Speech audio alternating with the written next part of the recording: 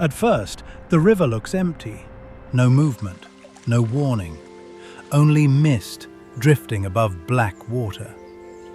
Then, two eyes rise through the surface. A young caiman has made one mistake. It has moved too close to the bank. Something is watching from the roots. Above them, a harpy eagle waits in the canopy. Beneath them, an anaconda lies hidden in flooded grass. And somewhere between land and water, the jaguar moves without a sound.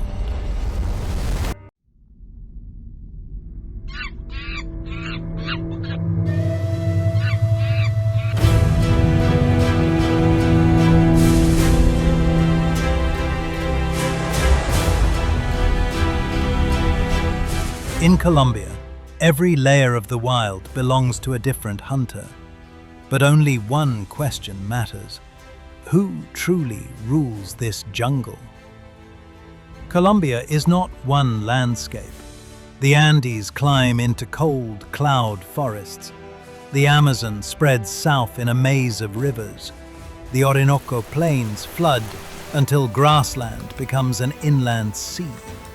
Between them lie swamps, rainforests, and valleys where animals from different worlds collide. That collision begins above the ground. A sloth hangs beneath a branch, almost invisible beneath damp green fur. It has survived by moving slowly. Today, that strategy may fail. High above, the harpy eagle lowers its body. Its broad wings are built for control between crowded branches. It needs only one clear path. The sloth reaches for another leaf.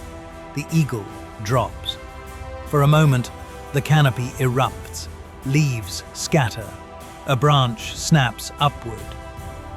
Then the forest becomes quiet again. The attack lasts seconds. The preparation may have taken an hour. But the canopy is only the first battlefield. Below, Colombia's rivers hide predators that do not need to be seen. A black caiman waits with almost its entire body underwater. Mud, reflections, and floating plants erase its outline. A bird steps closer to drink. The caiman does nothing. One step, then another. The strike begins before the bird understands the danger. Nearby, the green anaconda uses another method. It disappears into vegetation, waits for contact, then holds on. Its backward curving teeth prevent escape, while its body coils around the prey. Here, patience is often more dangerous than speed. Even the smaller hunters have weapons. Red-bellied piranhas are not the unstoppable monsters of legend. Most avoid unnecessary risk, but a struggling animal can change the group. Vibrations spread through the water. Fish turn toward the disturbance. One bite becomes several. The electric eel does not need clear vision. Weak electrical pulses help it sense movement in muddy water. When prey comes close, stronger discharges can stun its muscles long enough for the eel to attack. In darkness, electricity becomes sight. Yet the loudest river predator may also be one of the most social. A family of giant otters cuts through the current, calling constantly. Their whistles keep the group together. When they hunt, they spread through the water and drive fish toward one another. Then a caiman enters their territory. One otter would retreat. The family does not. They circle the reptile, striking the water, rushing from different angles, and filling the river with sharp calls. The caiman turns. Another otter is already behind it. Size has the advantage. Cooperation changes the outcome.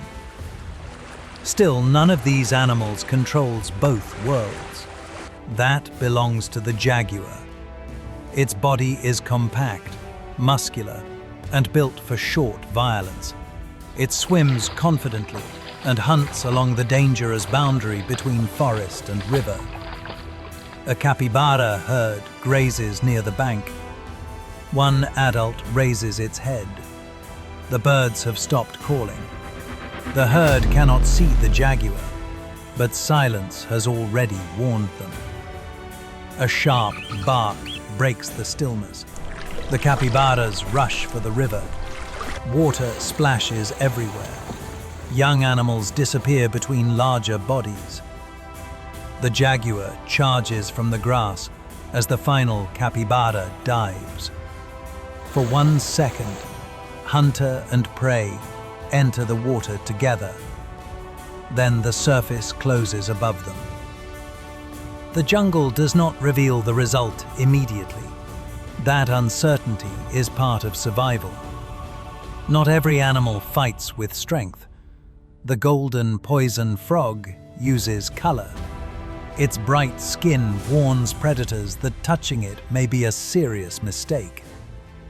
The sloth relies on stillness.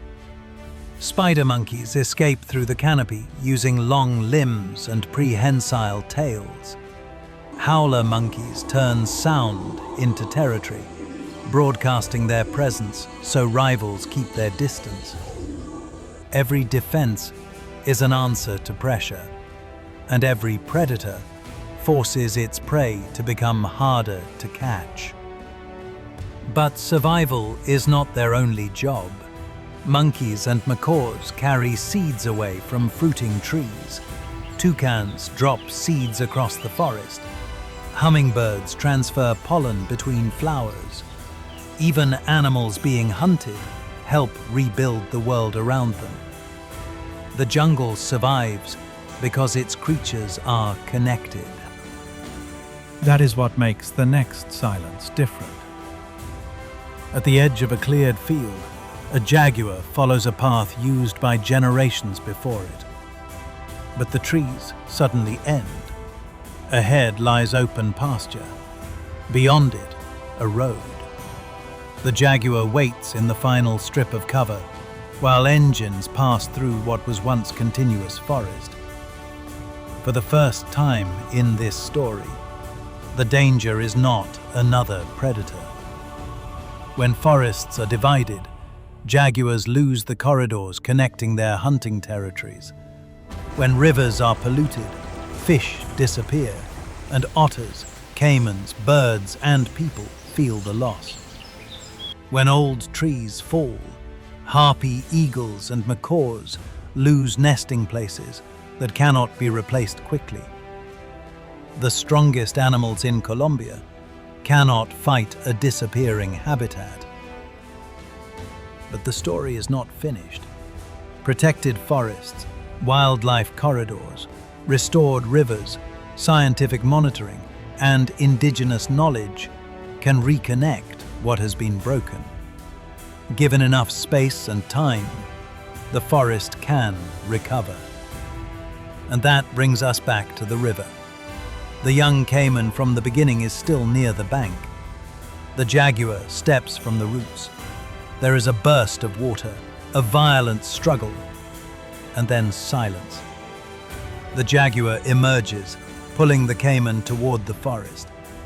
For a moment, the answer seems clear. The jaguar rules wild Colombia. But even the jaguar depends on healthy rivers, connected forest, abundant prey, and trees that shelter life beneath them. No predator rules alone.